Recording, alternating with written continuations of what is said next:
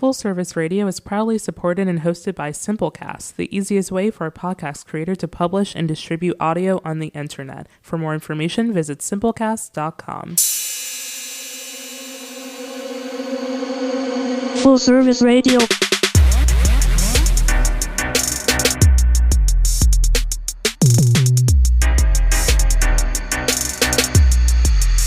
Full Service Radio. Peace, everyone, and welcome to the Edible Activist Podcast. I'm your host, Melissa L. Jones, broadcasting live from the lobby of the Line, D.C. This podcast is where dynamic people of color in the food and agriculture space share their personal food journeys, passions, and perspectives that stem from the land, all exemplifying the spirit of activism in their own edible way. Let's get started.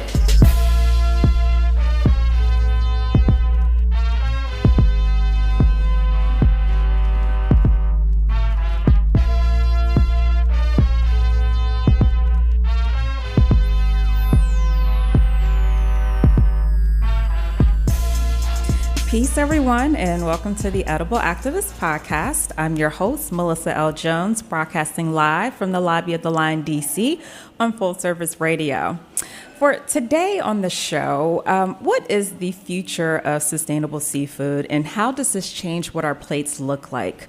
According to Seafood Watch, 90% of the world's fisheries are now fully exploited, overexploited, or have collapsed. And not only is this an environmental issue, the seafood industry is a human rights issue as well. I'm talking slave trades, y'all, for real. That is a real thing. But meet the local chef, Henry Brandon, who's whipping up ocean-friendly burgers to patrons at DC markets and at FishScale, a restaurant in Shaw owned by Chef and his lovely sister. At their establishment, you'll find what they call today's wild catch, which could be coho salmon, black sea bass, or true blue crab. Welcome to the show, Chef Brandon. How are you? I'm doing well. I'm hungry already. You should have brought me a crab cake sandwich. I should have. You should have told me. I definitely would have. Don't judge me. Crab cakes for breakfast. Well, I am super excited to have you. And this is actually a first for the show because mostly, we on the Edible Activist Podcast, we talk a lot about food justice and healthy food and healthy living and reclaiming the land, reclaiming our health. And we have never had anybody on the show who has talked about non-plant-based food stuff. Oh, really? Good. I'm glad I'm the first. But I'm so excited to have these conversations because you and I were chatting just a few moments before, and we have a very large audience who's misinformed about the seafood industry. Yes. As you know. And so I just want to go ahead and jump into these conversations. What did you learn about the seafood industry that made you really focus on this niche of sourcing sustainably? And we're going to break down those definitions, y'all, because there's a lot of greenwashing out there. People say sustainable, it ain't sustainable. Yes. But, we are going to break that down for you. But I really just want to learn, what did you see? Well, I did see that the industry, they do try to force feed you certain types of fish. And of course, like the most consumed fish in America is the ubiquitous salmon farmed. Then it's farm-raised shrimp. And then it's a white fish like cod or what have you. So when you go to the grocery stores, especially in the minority areas, you always see just those variety of fishes. If you have anything else like substantial, so people, they gravitate to those fish, and it's a big industry to farm for those fish.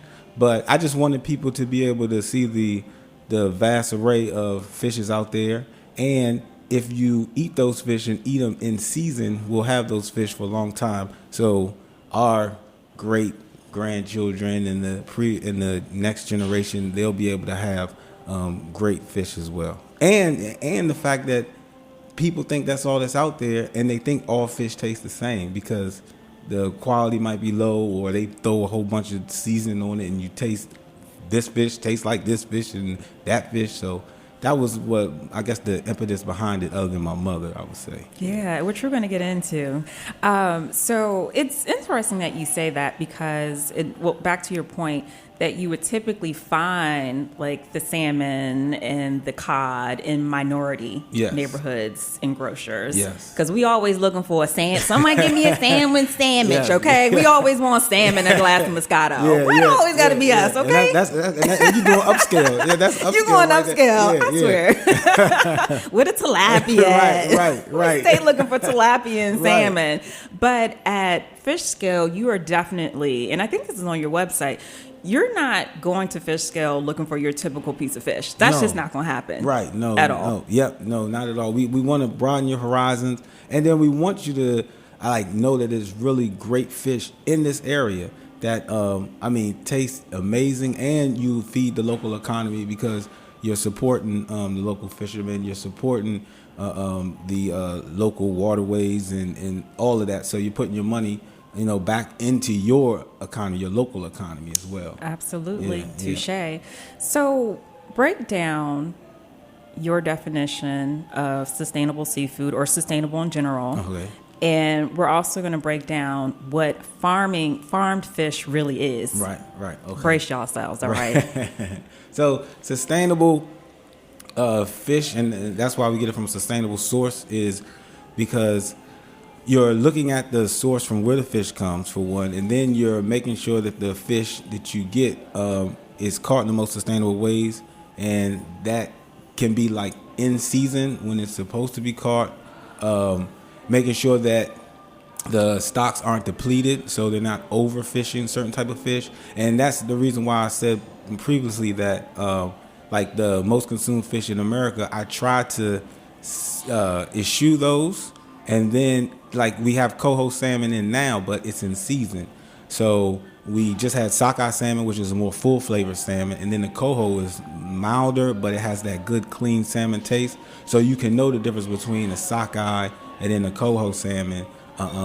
It's essentially you'll also be able to know, like, okay, and ask the grocery store, ask the people, like, demand things so you can get more ask the things. grocery store. That's a joke. I'm gonna tell you a big fat lie. Right. but I mean, if we get together and we talk to the manager, You're right. those, then things can change if enough of us do it. And then, like, again, not knocking anybody's economy, because Alaska, like, you might get sockeye in January, December, but it's previously frozen. So, I mean, to boost their economy, they catch a lot of fish while it's in season, and they freeze it so you can enjoy it year round. So, I mean, there's nothing wrong with that because that helps their economy and things of that nature. But, like you say, if we only ate fish in season, then that would also ensure, like, the not overfishing and being able to be satisfied with what the spectrum of fish looks like during a certain season. And so sustainable fishing or the sustainable seafood is what you would call wild caught. Yes. I would. My personal preference would be wild caught, just for sustainability and the health effects, if it's done correctly. Right. Farm, like you say, is a whole nother issue. I could delve into that now. Or we Absolutely. can go And what's so funny, because I'm actually cracking up right now because I was looking at a post on your Instagram. Sorry, it's so funny to me. You had posted a photo of McDonald Farm, and you was like, there are no fish here. Yeah, exactly. I was such a dork. I was dying laughing. You're like, there are no fish on this farm. Right. Yeah. But people, and I'm not. I was part of this. Like, farm fish. Oh, this is healthier. Farm. Yeah. And then it was actually my mother who doesn't eat seafood. Okay, it's like strict vegan. Who was just like, do you know how they actually farm the fish? Yes. And a lot of people don't know. And conversely, like salmon, for instance, farm-raised salmon is white. So no one would eat a white salmon, right? No. So they feed it a synthetic food coloring agent to turn its color. So that's why, like, farm salmon, one, it has a bunch of fatty lines in it because it's chilling, is watching Love and Hip Hop on the couch, and it doesn't have to do anything, doesn't have to go get its food. So It doesn't have to move around, so it has a lot of fat lines in it. And then the color is more like a. It doesn't have that beautiful hue like sockeye salmon, for instance, is like really deep red. It feeds on crustaceans, the shrimp, plankton. That's where it gets its color. Coho salmon is a little bit lighter, but it still has that color. And if you look at like farm salmon, it has like a off kind of pink light type. It just ain't right. Yeah, it's just not the same. So when you look at it side by side, you really could tell the difference. But a lot of people never get to see it side by side because all they know is like farm. So that's one thing. And another thing is that they're in this area constricted, and they use the bathroom in that area. They sit in their own shit. They do everything right. So and then they got to feed a bunch of antibiotics and hormones, so they won't get sick. I mean, parasites, everything is in that area. And if the farming is done on an actual ocean floor, I mean the algae, it just depletes that whole area where they're doing the farming at, which is a environmental hazard as well. And then some of those fish can also they can get out for any reason, if the net rips anything, and then they can go out in the wild and they can wreak havoc on our wild fish. So it really is not clean at all. And I also tell you again, I get fish in and I make sure I look at it, and then like I say, I get fish that's not the norm. So like a lot of times I can differentiate between let's just say sheep's head and something else. So a lot of times it's not like I'm giving you the switcheroo or I'm getting the switcheroo, which sometimes they try to do in the industry. But I will say rockfish, for instance, they'd have farm rockfish, they have wild rockfish. And one time I got the rockfish in, and it smelled like weird. Like it didn't smell like it was bad, like rancid, but it smelled like it was like a weird, like it wasn't good. Was it a fishy smell? Because that's bad fish when it's fishy. Right. It was more like a weird, like sewage, corny, like type of smell, right? So I was just like what? Like I thought it was bad, so I called my guy, and he was saying that no, they always give you wild. It says wild, whatever. So I was like, no, this is not right. So when he actually came and looked at it, he was like, oh, you know what? They gave you farm raised rockfish by mistake. Really? Yeah. So of course I rejected it because I didn't use it. Right. But you can actually smell, like wild rockfish has a smell, and farm, it has like this, like you say, like a sewage kind of corn like smell, where you could tell like it's a feed in the water that they're living in isn't clean like that. You know what I'm saying? Oh my goodness. So yeah. And you know what? That's integrity too. Yeah. Because I'm sure any other chef, right, any other purveyor would have been like, oh, go ahead, let's slide this on over to the sink, wash it off, throw your seasonings on. Because that's what we're good at, doctoring stuff up. Like I told you before, I've had a $60 plate of sea bass cod at a Ritz-Carlton. I ain't gonna say which one. It's probably all the same, okay? And I was just like, this is awful. Yes, yep. I'm telling you. Like, don't try to play me. Yeah. This is awful. Yeah, I'm telling you. And that's like you were saying before, why so many people have bad experiences with seafood, because, they think that that's just how it is. That's how, like you say, you at the Ritz-Carlton and you're like, shoot, if I'm getting it here and it's like this is the norm. Mm-hmm. So a lot of people, like, they think like fish is just fishy, and that's a lot of questions I got. They say, well, which fish is less fishy or this and that? I said, well, none of them are fishy, because if you get good fish and it's fresh, it just smells like nothing, or like ocean. Yeah, it smells like the water, like just a natural scent. Right, has that natural terror of where it came from. So so a lot of people have that trepidation about fish because they had a bad experience, Mm-hmm. And like I said, you might go into some fish markets, and as soon as you hit the door, you smell fish, or when you outside about to go in, you smell fish. So a lot of people, so I'm trying to get people past that. Yeah. This happens at 5-star restaurants too, y'all. Right. And they have to trust me. And a lot of times my color, my hue, tells a lot of people that maybe I should trust this person. So they be like, he need to go on down to the wharf or something because this ain't it. Right, right. So that's something else you got to get past too. Which we're going to talk about later on the show too.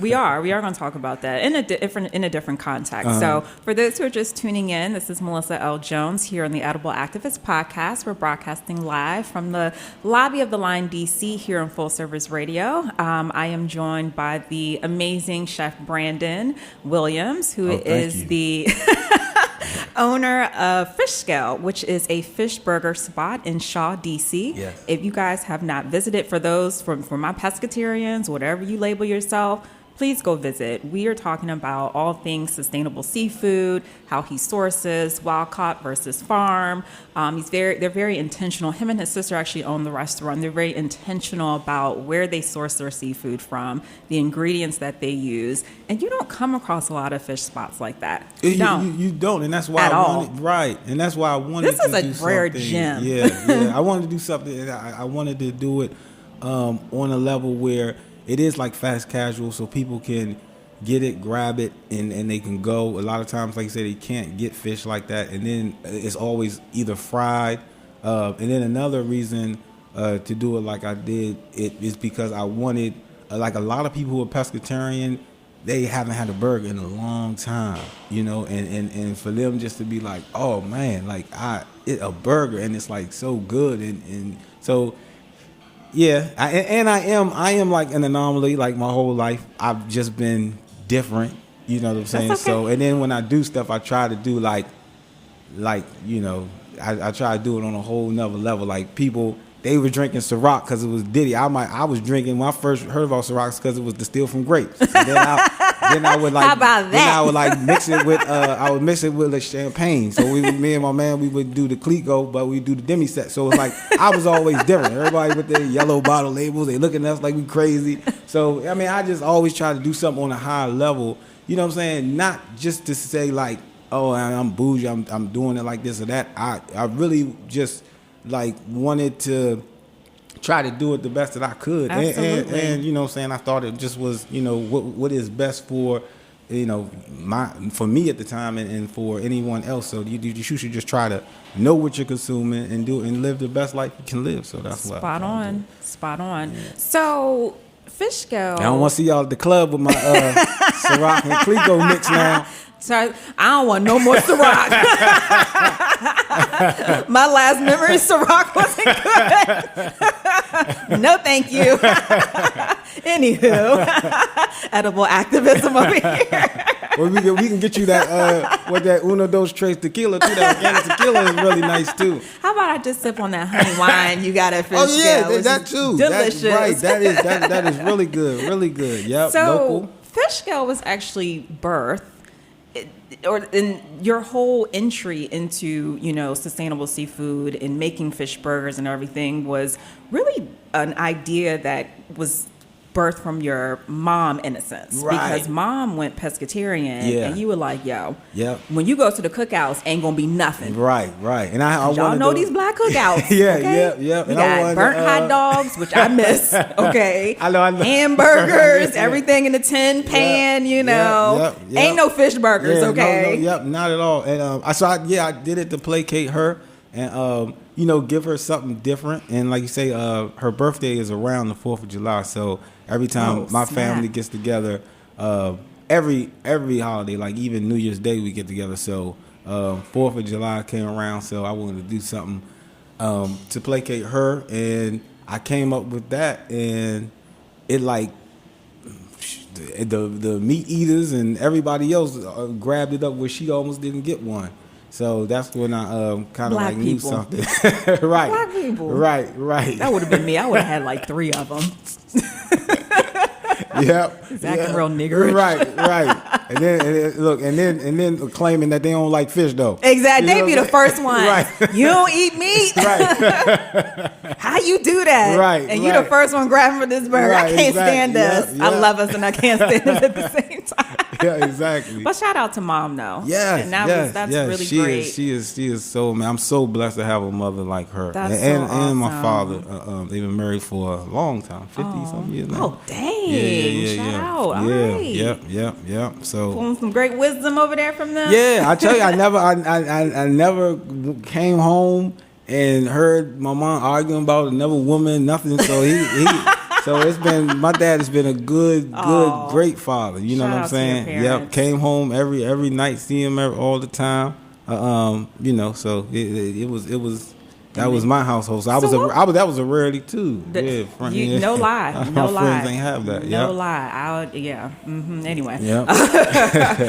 What was the first fish burger that you made? Like, what did you? It was red snapper. Oh, really? Yeah. It was red snapper. Yeah. And you turned that into a fish burger? Yeah. Not it wasn't patty, as wanna call it. I was in culinary school, so it wasn't as sophisticated as it is now, but it was like a good burger form. Okay. So it was good. Well, when I went to FishScale, it was maybe some months ago. It was actually around my birthday. Oh, so yeah, I did this whole thing where I wanted, and I'm intentional about this. I was just like, every Black-owned establishment is getting my money for my birthday. That's what I wanted. I wanted a FishScale, so I called up my homeboy Ronnie from the Greens team. Yeah, He came, yeah, him good and his dude, son. yep. And so I love rockfish. Yes. And I was torn between the rockfish and the crab cake, and I was just like, I got to do the rockfish. Yeah. But I was over here looking at Ronnie plate like that crab cake sandwich looks real good. Okay, all right. So when I go back, I'm gonna get the crab cake. Yes. But no, the rockfish was delicious. Yeah, And that's a number one. That's a number one seller. It's my favorite. It's very light and it's a light fish. I love light fish, and it just tastes so good. And for a very long time, I'm mostly plant based, but like I said, I got family from the South. I don't turn down no fish. Right. Okay, I don't. I just don't. And when I learned about FishScale, I was so excited. And I was actually at a foundation not too long ago talking you up. Oh, and I was just like, because this is a rarity. Oh, man, yeah. Especially for Black-owned restaurants, which I want to get into a little bit later. We're doing some great things in the food space. Yes. But I want to see more of this, and it Yes. definitely lacks. Yes, it in the does. restaurant industry. But you guys check out FishScale. It's awesome. Again, I know for my folks who don't eat fish or meat or whatever, right? Close your ears, okay? But for those who do, check out FishScale. All right, so we're going to take a really quick break, and we'll be right back.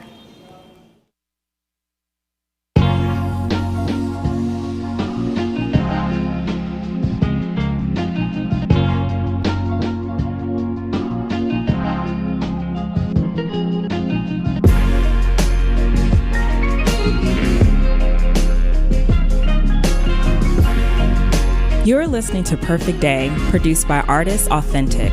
For more of Authentic's work, visit allornothingstudios.com.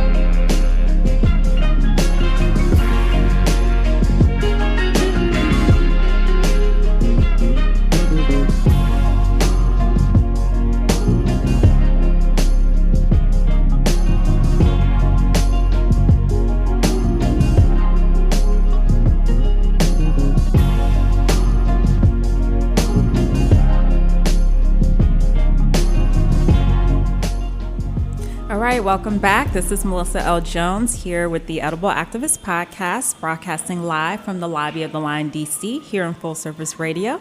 And I have been joined here by the awesome chef Brandon Williams, and he is the owner of FishScale, which is a fish burger spot in Shaw, DC, an amazing fish burger spot in Shaw, DC. And actually, him and his sister are both the co-owners. She couldn't be here today, but she's here in spirit. Shout out, sis. Yeah, she's always with me. She's awesome. She was a great coordinator getting you here. She is. She makes sure the wheels turn. So, yes, absolutely. So, just a few moments ago, before the break, we talked about, I was talking about, Black people in the restaurant industry. And really, like you said, you're an anomaly, I was super excited when I came across your restaurant because there is not, to my knowledge, a restaurant of this kind and led by POCs. Yes. owned by POCs. It's not. And so I was actually having a conversation some weeks ago with a couple people, and I said, you know, you don't find too many Black-owned restaurants that are really source conscious at all. Yeah, you're absolutely right. Yeah. And I'm concerned. I'm really concerned about it. And again, I know wonderful chefs who are like killing it. So this is no discredit to y'all whatsoever. I've eaten at some of y'all's restaurants. Like, it's great comfort food. Awesome. But there are a lot of restaurants that aren't source conscious in our community. Right. No, it definitely, we lack that by a lot. And I will just say that a lot of times you might have to have a reason behind what you do. Yeah. And sometimes that reason, you know, spills over to your plate. And then sometimes it's just you give people, you know, what you think they would like. You know what I'm saying? Like, you know, but. I mean, we like macaroni and cheese. Stuff, with a lobster in it, right? With a lobster in it. Yeah. You said it, not me. So, which them Instagrams be looking damn good too, I tell you. They do. So, you know, the caveat about just those places are, you know what I'm saying, like, we're just being fed the same thing, and we just, all we know is the same thing. So, you know, like, innovation is a great thing, you know what I'm saying? And to be the first is something that's very hard. But, you know, to want to be able to just, you know, teach people a different way and do different things. Like, I'm just, like, I'm amazed that, like, I love you white people. Like, y'all can do, like, whatever. Like, white person can open up a taco spot, a pizza spot, this and that. And it's like, we're always, like, soul food. You know what I'm saying? Yeah, like, real we're talk. always, like, real talk. You know, that's just soul food. You know what I'm saying? And you know what I'm saying? I just would like to see, like, you know, a more, like, broad spectrum of you know, showing, like, you know, what we can do. You know what I'm saying? Like, a lot of people used to come into the restaurant. I mean, a lot of people now do their research, so it's a little better. But a lot of people used to come to the restaurant and they used to be like, so where you from? You from here? Oh, they just walk in so confused. So they say, cause this stuff, I don't know nothing about this stuff. Like, are you from? Like, I thought you may like came from somewhere, like another country or something. Just because, like, they see, like, kimchi and they see, that's like, what you're gonna see on the menu. And you're right. So, like, a lot of times, you know what I'm saying, like, when they see something different, it's just like they just don't know how to handle it. And it is about, you know, like, classism too, and it's us, because it's a lot of us.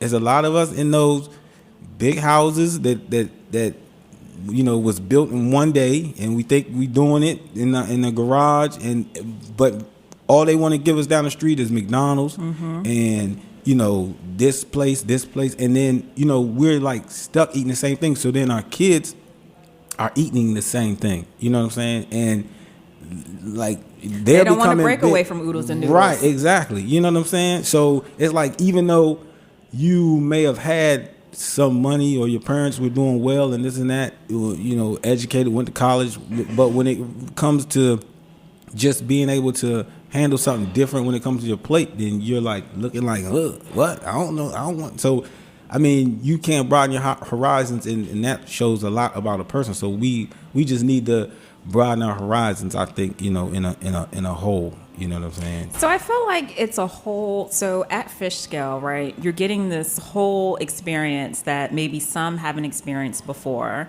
and it's also an educational thing too. Right. Yeah. You know, because you walk into this place, and like you said, you're not walking in, you're not getting a side of French fries with your fish burger, okay, y'all? It's just not going to happen. Right. You might get some Japanese potatoes, which, by the way, was not on the menu, but I appreciate it why you guys didn't have it, because they said it was a bad batch, and you do not want a bad batch of Japanese potatoes. I would have been upset. So thank you, okay? You're welcome. So you're going to walk in, you're going to see the grilled Japanese potatoes, or however you prepare them. You're going to see the kimchi. You know, you're going to see this, like, very fresh, like, you know, cucumber, tomato relish, you know, and like, the grill romaine style. Yeah, and the girl that's again, you're not getting French fries, right, mashed potatoes. Right, This is not going to happen. So and FishScale, you guys are in a gentrified neighborhood too. Yeah. So you're still getting a mix of people who come in, probably more than the other. Right. Yeah. So just to your comment about it, being a class thing. I'm sure you have folks who are already walking in who are already accustomed to these types of things. Yes. Because of the neighborhood that you're in, and the neighborhood has changed. Yes. But you're still getting homegirl from around the block. That may not know. And I think it's a beautiful thing to see you doing this, you and your sister, the face of FishScale, and to say, oh my goodness, like, what is this sourcing of seafood? What is this all about? What is coho? What is black sea bass? And they start to ask those questions. And so I hope to see more of you doing this, because it's again, I can't think of any other restaurant from a black-owned restaurant on that scale, like sourcing. I can't name one. I can't. And I'm not saying they're not out there. I can't name one. Right, yeah. I don't think they're out there, but I know I can't name one. And so, and I know, because you guys are intentional about where you source your produce. Like, I saw the list of who you guys sourced from. I'm familiar with a few of those guys who you sourced from, because you, like you said, and I've had people come into the studio before, like, your values are a reflection of your plate. Yeah.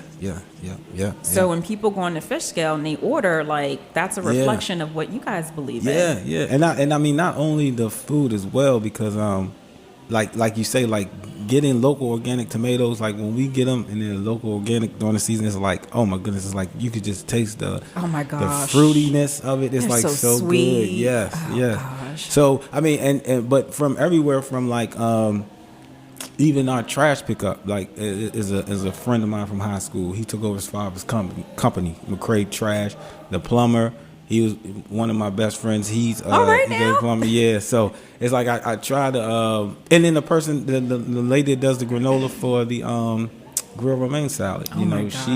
She I met her at a farmer's market, and she's a cool black woman doing her thing. So it's I tried to source as, like you say, consciously and local as possible, and try to help people who are doing great things. Like again, people say, oh, I want to support black business, but at the same time, like, if it is doing it on the level that you like, and they're doing it, then that's perfectly fine. So like, if my man wasn't right with the plumbing, he didn't have his stuff right, or the trash, wasn't right, or the granola wasn't right, I wouldn't go with them. But so I try to get those who's serious and really take pride in what they do, and so that's what I just try to do. And then to your point about the neighborhood too, it is funny. A lot of people come in, they heard about me, they might come in, but it still is hard in the beginning too, because I mean I'll get it from both sides. Like I'll get it, black people come in and be like, oh, I thought this was a white place. You know what I'm saying? Gosh. And then some white people might come in. We just know the right things to say, right? Yeah. And then the white people might come in and look at me, and then they might be thinking, I don't think he know, or he must be putting something in his fish. It's not, Ain't no feelings, okay, y'all. Right. So nothing. I've had it. Yeah. So like, what I'm saying? I get it on both sides. Wow. You know what I'm saying? Wow. I get it on both sides, but I think now that people is starting to hear about me, and they're coming in and reading some stuff about me, I think that now it's just a little bit more. They trust me more, which they should. I mean, you shouldn't just out the back, I guess, just trust anybody. But what's so funny? We can walk into any other establishment and not question a soul. Yeah, we will. And my biggest thing too is people will say, well, I don't know about getting this, and I might not like it, and this, that. And I say to myself all the time, you don't know if you're gonna like that person's fried chicken, but you will buy it. Exactly. You know what I'm saying? So that's I'm like, my point. Exactly. What's the difference? You know what I'm saying? You buy the fried chicken, it was bad, But so what? You complain you lost your money, so why not, try something new or probably whatever? only paid like $5 for the project anyway. That's true too. So what we didn't talk about earlier, because as I sit here and watch Chef Brandon talk, he has on his chef top. Okay, and you did go to culinary school. Yes, and you I did. graduated back in what, 2010? Oh man, it was, or Yep. before that? Yep. So 10. you were already whipping up in the kitchen, and you had worked for Black Salt. Black Salt. Yeah, I did my externship there. Very cool. Black Salt. How yeah. was that experience? Oh, it was a really a great experience. Like it's like a real kitchen. Like they don't play. And when I worked the line, I still Fridays and Saturdays was still hectic. So I wasn't ready, but I worked the line Sunday through Thursday, and the one girl told me that no other like intern was able to work the line. Like I was the first to actually work the line. Yeah, and I went to the academy, and I credit them because they gave me like a realistic, and when it comes to restaurant world, they gave us a realistic view. So I was, finally I could do and move because I knew how it would be. But I remember it was someone there that went to like another culinary school, and he couldn't make it past the fish market. So I was so I really credit like my school, and then I credit like say Black Salt, and then I looked at a lot of boxes and stuff that their fish and their purveyors came from. And I remember my dad used to always tell me about the story about this black man working this company for 25 years, and this white dude worked for a company for like 25 years, and they were moving boxes, right? Moving boxes, and the white person asked the black person like, well, what's in these boxes? And he was like, I don't know. We just move them. I don't know what's in the boxes. So then the white person, he ascertained like what was in the boxes, whatever, and he found out that they were doing whatever. And he was like, oh man, this is hot. And he invested in the company, and then he ended up being like a millionaire. Whoa. And the black guy still moving boxes. So you know what I'm saying? I like message. Yeah. So I like looked at like where, and I just learned as much as I could, like to find out certain things and things like that. So it was like it was a great experience. The time that I worked there, it was good. And they had like a fish market, and they had like the freshest fish, and they were doing like a lot of the fish that I know now, like the golden tile fish, the wreck fish, just an array of fish. I mean, did you ever think about getting into aquaculture though, like at all? Like, was that ever an option? I mean, no, just because I already was like my other sister gave me a book called Natural Cure, so I kind of was and by that time I was already in the mindset of like, she's the type of person that she'll tell me something or give me a book or something, and then so I'm not drinking sodas or anything, and I'm like 19, I'm not drinking sodas no more, and then she's sitting there pulling up getting a soda. So it's like, it's crazy. But so I already was like very health conscious and already was eating certain things, so I kind of like knew about like farm fishing, and I just knew that for my body that wild was better. You know what I'm saying? Yeah. Like I would absorb the nutrients better, and then I'm just all about, if I have to eat something, like I'm just about, well, if I'm gonna eat something, I might as well get the the optimal benefit. Right. You know what I'm saying? So if I'm gonna eat salad, if I'm gonna eat this fish, I'm gonna eat this, I might as well do it. So it's helpful for my body. You know what I'm saying? So yeah. So you want to get out there in the water and fish and it's okay. You like, I'm staying in my lane. I'm a chef. I know how to cook. But I told you about the when I went on that trip at church with the youth when I was young, and we caught the fish. But I'm not. That's not my element. That was it. That's not my element. I was just in Mississippi I some appreciate weeks ago. it. We went fishing. We try to go when we go to Mississippi, but That's about it for me. Yeah, I got a photo. I'll show you after the show concludes. I got a photo. All right. So, Chef, this has been a pleasure. Yes. Y'all got to go to FishScale. Time. I'm coming back, and I'm going to get my crab cake sandwich. Like I said, I'm mostly a plant-based eater, but I love my fish. I do, and great fish. Yeah. And I've had some bad fish. Yeah. Like, no. Yes. Oh, I think we've all had Yeah. some bad fish. Yeah. So where can everyone find you? Oh, so they can find me, of course, at the restaurant all the time. You do be at the restaurant all the time. all the time. 637 Florida Avenue Northwest, in, like you say, Shaw, Detroit area, and on Instagram at We Are FishScale. That's WEARE FishScale. Yeah, and we almost got like 2,000 followers. I need 2,000. So somebody that don't mean follow that, me. no. Just go in and buy a burger. I know, right? Yeah, don't mean How about anything. buy 2,000 it really burgers? doesn't mean anything. But I don't know why I'm like, oh man, I That's don't even be on awesome, social though. media at all. I don't even be on that thing, anything. But And you're also at markets because also I failed to mention this. You started at markets before the restaurant was even built, before that was even a thing. Yeah, so we do. I'm sorry. Because you have an interesting schedule. Because that restaurant ain't open every day. Right? Yeah. I'm sorry. And so which Tuesday, is pretty strategic. I would say. So Tuesdays, I'm at the City Center Farmers Market on like 10th and 9. From 11 to 2, and then on Fridays at the Ronald Reagan Building on 13th and Penn from 11 to 3. So we don't open until like evening time on those days.